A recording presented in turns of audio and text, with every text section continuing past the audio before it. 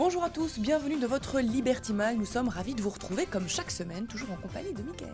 Exactement, ça va Valérie? Très bien, comme d'habitude. 9e numéro de ce Liberty Mag, et depuis la semaine dernière, on a une nouvelle mascotte, qui s'appelle Doris. Voilà, vous la découvrez. C'est un plaisir d'être avec nous cette semaine encore, malgré son agenda très chargé. Ah bah oui, elle est quand même mignonne. Hein. Ouais. Elle a été prendre il a plu en certains endroits, France et Belgique, cette semaine, donc elle a été un petit peu... Comme un poisson dans l'eau. Exactement. Allez, 9e numéro dont je vous propose de découvrir le sommaire en images. Nous parlerons de l'ouverture du Ton Hôtel EU dans le quartier européen à Bruxelles. C'était jeudi dernier. Nous aurons les buzz avec une présentatrice polonaise qui a provoqué le buzz en présentant le journal télévisé en décolleté très plongeant. Nous aurons l'arrestation d'un homme qui s'est présenté nu au contrôle aéroportuaire aux États-Unis. Et nous parlerons également des monuments et lieux insolites de Paris, sans oublier d'autres informations insolites. Mais avant ça, place à l'actualité touristique, et elle n'a pas de décolleté plongeant, c'est vrai. Voilà, pas encore en tout cas. Alors une actualité un petit peu light puisque l'émission ne cesse de s'étoffer, donc il faut qu'on raccourcisse un petit peu. Alors on va commencer avec l'Afrique du Sud et plus particulièrement une société qui s'appelle Natural Company, qui a été lancée au mois de janvier par un comptable de 29 ans et qui s'est rendu compte qu'il y avait de plus en plus de naturistes en Afrique du Sud. Il y en avait 130 en 2009, il y en a 8000 en 2012, donc c'est vraiment exponentiel. Et il a lancé cette compagnie afin d'envoyer chez des riches propriétaires sud-africains ou des riches propriétaires des hommes de ménage, des femmes de ménage, des personnes qui viennent nettoyer votre piscine, etc. et qui sont complètement nus. Voilà, donc ça c'est un service à domicile. Vous devez payer 38 € de l'heure, ce qui n'est pas encore très très cher.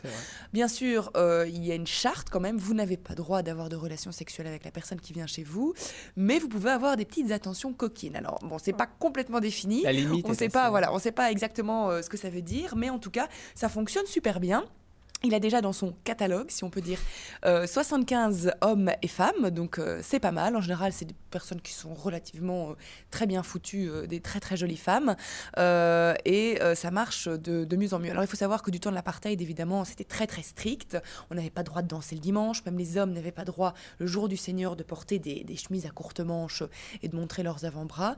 Et donc maintenant, ça fait en quelques années, il y a vraiment une grande différence. Il espère que ça va se développer dans d'autres pays et voilà, en tout cas il y a une clientèle toujours importante. Les enterrements de vie de jeune fille, maintenant vous pouvez faire ça, du moins en Afrique du Sud, vous demandez à quelqu'un qui vient vous servir les verres et qui sera tout nu. À mon avis, Desperate Housewives l'a inspiré, le jardinier. Voilà, oui, je pense que... Les histoires de plombiers sont toujours très Il ne dit pas intéressantes. exactement comment lui est venue l'idée, mais en tout cas, il l'a fait et il est très content et ça marche bien. C'est bon pour lui que ça lui rapporte beaucoup d'argent. On continue avec le Titanic. En effet, on en a beaucoup parlé aux alentours du 14 avril, puisque ça faisait 100 ans que le Titanic avait coulé. Donc, il y avait quand même 1500 personnes qui ont péri lors de ce naufrage. C'est énorme. Il y a beaucoup de festivités qui ont été autour de ça. Il y a même à Cherbourg toute une exposition qui a lieu sur le Titanic avec vraiment des objets d'époque. Et on vient d'apprendre qu'apparemment, il y aura un Titanic 2 qui devrait être à flot pour fin 2016. Donc, l'idée est la même. Naviguer dans l'hémisphère nord, entre l'Angleterre et les États-Unis, avec des passages au Canada, etc. C'est un Australien très très riche qui a décidé de le faire construire, qui a lancé sa propre compagnie. C'est un constructeur naval chinois qui va le faire. Alors ça va être évidemment gigantesque. Il y aura 840 cabines, 9 ponts, des restaurants, des piscines, des bibliothèques, des salles de sport, enfin plein de choses. Et on espère en tout cas qu'il aura un destin un peu plus joyeux que le Titanic numéro 1. Espérons. Voilà, et il sera un peu plus moderne aussi. Et pour quelle année? 2013 2016. Donc il faudra un petit peu de temps quand même. À mon avis, les réservations, ça va s'envoler dès que ce sera mis en Oui, à mon avis, très certainement. On ne connaît pas encore le prix, comme on ne connaît pas le coût d'investissement. Ça doit être, à mon avis, pharaonique. Ah oui, ça c'est donc voilà, les réservations. On vous tiendra au courant, bien évidemment, quand elles seront lancées. Exactement.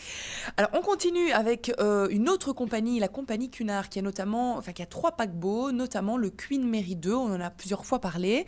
Eh bien, ça, c'est une histoire beaucoup plus sordide. En fait, Paul Trotter, qui était animateur pour le club des enfants, qui transitait sur les 3 bateaux, est accusé de pédophilie. Il a été reconnu il n'est pas encore reconnu puisque son procès, le verdict arrivera seulement le 11 mai, mais en tout cas, il est présumé coupable pour avoir agressé sexuellement 13 enfants. Entre novembre 2007 et août 2011, on a retrouvé en fait des vidéos. Il se filmait avec ses enfants sur les navires. Donc c'est comme ça qu'on a pu déceler ça. Alors évidemment, la compagnie est très embêtée. Elle a expliqué qu'elle apportait évidemment toute l'aide nécessaire à l'enquête criminelle et qu'ils allaient revoir leurs normes de sécurité et surtout revoir leurs normes d'embauche. Alors il faut pas généraliser, ça n'arrive pas très souvent, mais c'est vrai que quand ça arrive, c'est toujours très embêtant. Ça c'est sûr, tant pour les familles que pour la compagnie qui doit se défendre d'une telle image qu'on colporte. Tout à fait. Et alors on termine avec Birdie. Je ne sais pas si tu connais Birdie. Du tout. C'est un chien de 35 kilos, un Rhodesian Ridgeback, qui a fait fureur à LaGuardia, l'aéroport de New York. En fait, quand il a reçu sa carte d'embarquement, il s'est rendu compte qu'il était à la place 127C. Et la place 127C, c'est la soute. Il l'a très très mal pris. Son sang de chien n'a fait qu'un tour, je peux vous le dire. Il a donc dévalé, il a couru sur la piste d'atterrissage, créant la zizanie totale sur la piste d'atterrissage, ce qui a créé énormément de retard. Et finalement, il a été surclassé et il a pris place dans l'avion. Il était apparemment très heureux. Ah bon, on ne sait pas s'il a pris la place du pilote, mais en tout cas, le surclassement. Bon, on espère que non, mais en tout cas, il n'y a eu aucun problème sur le vol, donc c'est déjà ça. Oh, pauvre chien. Parce qu'il faut savoir qu'il y a des personnes qui viennent avec leur chien qui demandent que le chien soit surclassé, qu'il ne soit pas en soute. Et la majorité des compagnies refusent que les chiens soient surclassés. Parce que bon, s'ils commencent à aboyer pendant tout le trajet ou qu'ils s'ébrouent, c'est un peu plus compliqué. Et donc voilà. Voilà, l'histoire finit bien. Exactement. On rappellera d'ailleurs à ceux qui ne peuvent pas partir en vacances avec leur animal ou leurs animaux de compagnie de ne pas les laisser là à l'abandon, de bien les mettre soit dans des pensions. Il y a d'ailleurs des hôtels qui ont été créés, des hôtels pour animaux comme pour les chiens, où vous réservez des chambres ou des suites à 50, 75. On parlait de l'hôtel des moutons il y a 2-3 semaines. Donc c'est dingue. Veillez à bien prendre soin de votre animal, même en vacances. On va terminer cette actualité touristique avec le groupe Ton Hotels qui a inauguré jeudi dernier un nouvel hôtel. Ça se passait à Bruxelles, vous découvrez les images. C'est l'ouverture du Ton Hôtel EU, un hôtel 4 étoiles en plein cœur du quartier européen, situé rue de la Loi. L'hôtel dispose de 405 chambres, 37 appartements, 10 salles de conférence. Idéal évidemment vu qu'il se situe dans le quartier européen pour tous les hommes d'affaires qui pourraient y venir. Il y a également un bar, un restaurant, un centre de fitness, un parking souterrain et tout le rez-de-chaussée de l'hôtel est occupé, une partie, par des petites boutiques et des espaces verts. Et il faut savoir que pour cette inauguration, le PDG du groupe Ton Hotels était venu spécialement de Norvège et c'est lui qui a d'ailleurs coupé le ruban rouge pour officialiser l'ouverture. Il y avait plusieurs personnalités belges et françaises, notamment Mathias de Secret Story, Alizé Poulicek ou encore Richard Ruben, pardon. Donc voilà, un nouvel hôtel, ça s'agrandit. L'histoire a commencé en Norvège et finalement ça se développe un peu partout dans le monde. Donc, tout à fait. Pour la petite histoire, est-ce que tu sais qu'il est très intéressant de venir dans les hôtels pendant le week-end à Bruxelles parce que les prix sont pratiquement moitié moins chers. Ouais, tout à fait. Il y a une étude qui a été réalisée et en fait, c'est beaucoup plus cher la semaine. Bah voilà, donc venez le week-end si vous voulez aller à Bruxelles, c'est le moment ou jamais. Allez, on va enchaîner avec les buzz et on va parler de cette présentatrice polonaise qui a présenté le JT avec un décolleté très plongeant. T'as vu la vidéo Oui, tout à fait. C'était assez impressionnant. Elle a provoqué évidemment le buzz. Vous découvrez les images. Elle s'appelle Carolina Zostak, j'espère que j'ai bien prononcé. C'était en avril dernier et la vidéo a été ensuite postée sur YouTube où elle a été vue plus d'1 million de fois. Depuis, la chaîne polonaise Polsat n'a cessé de voir ses audiences du JT augmenter. On se demande d'ailleurs pourquoi. Pas été virée, à mon avis. Non, je crois que c'est un bon élément. C'est deux bons éléments pour le JT et pour la chaîne. C'est convaincant. Exactement. Donc voilà, c'est vrai que c'est toujours un attrait. Donc les audiences ont augmenté juste par rapport à ça. Voilà, notamment, c'est pas possible qu'un JT augmente. On va réfléchir à ce qu'on pourrait faire. Exactement. On verra. Marc, si tu as des idées. D'ailleurs, on salue en régie. Alors, on continue avec un contrôle. Vous savez, dans les aéroports, il y a des contrôles, les fouilles corporelles maintenant, et de plus en plus aux États-Unis, la sécurité est draconienne. Ça se passe à Portland et un homme a été arrêté parce qu'il s'est tout simplement déshabillé à ces contrôles-là. Il s'appelle John Brennan et il a voulu protester contre les fouilles exagérées des agents de sécurité sécurité. Il a dit qu'il se sentait harcelé par ces excès de contrôle et il a été arrêté pour outrage à la pudeur et conduite inappropriée. Il faut savoir qu'il y a un peu plus de 10 jours, il y avait un cas similaire, c'était à Denver, qu'une femme s'est dénudée pour les mêmes raisons et elle n'a pas en revanche été inculpée. Donc voilà, c'est vrai que les contrôles sont de plus en plus stricts, mais notamment à cause du 11 septembre, et puis la sécurité doit être renforcée pour ne pas entrer dans les avions avec des objets illicites. On rappellera d'ailleurs qu'en vacances, tout ce qui est liquide doit être dans des tubes appropriés. La législation devient différente avec l'Europe.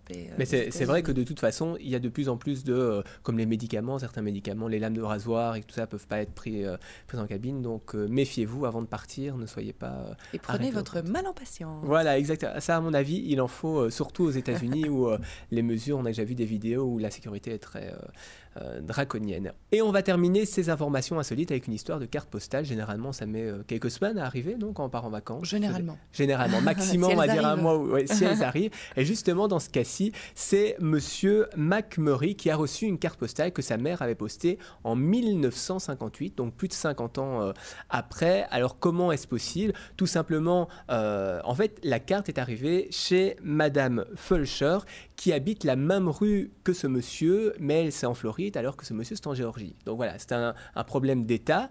La dame l'a reçue il y a quelques temps, et ne sachant pas à qui il adressait, parce que finalement la rue était bonne, mais l'état était mauvais, elle a décidé de la photographier et de la poster sur Facebook. Alors là, on voit l'importance maintenant des réseaux sociaux dans notre quotidien. Elle l'a posté sur Facebook et les gens l'ont partagé, on peut le partager sur tous les murs. Et finalement, Monsieur McMurray est tombé sur cette photo et il a reconnu l'écriture de sa mère, et même le contenu correspondait à son histoire et à ce que sa mère aurait pu écrire en 1958. Donc il a pris contact avec Madame Fulcher et ils se sont échangé la carte postale. Parce que le timbre ne devait plus être valable.